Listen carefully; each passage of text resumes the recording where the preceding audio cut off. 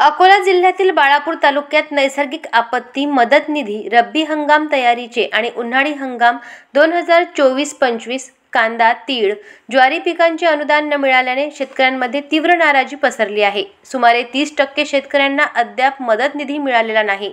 त्यामुळे आर्थिक संकटात सापडलेल्या शेतकऱ्यांनी जिल्हाधिकाऱ्यांकडे निवेदन देत तातडीने कारवाईची मागणी केली आहे।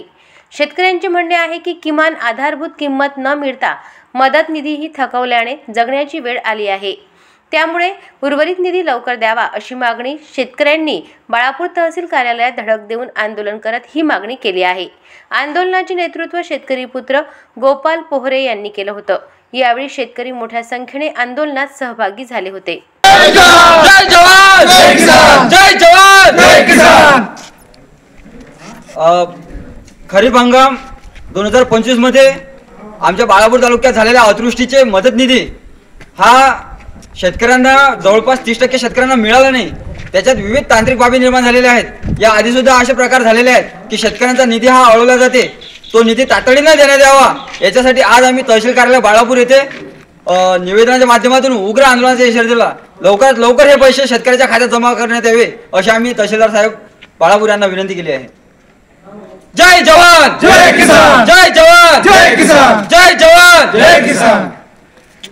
बाळापूर तालुक्यातील आज सबंध शेतकरी जे खरीप हंगाम 25 मध्ये जे अतिवृष्टी झाली, शासनाने बोला केली होती की रब्बी हंगामासाठी आम्ही शेतकऱ्यांना मदत करू 10,000 रुपये हेक्टरी। आज त्या सर्व गोष्टी काही शेतकऱ्यांना ही मदत पूर्ण पोहोचली, काही शेतकऱ्यांना 1 रुपया सुद्धा आज त्यांच्या खात्यात आलेला नाही। असे बरेचसे शेतकरी आज आमच्या सोबत जुटलेले आहेत की त्यांना आजपर्यंत 1 रुपया सुद्धा मदत झालेली नाही।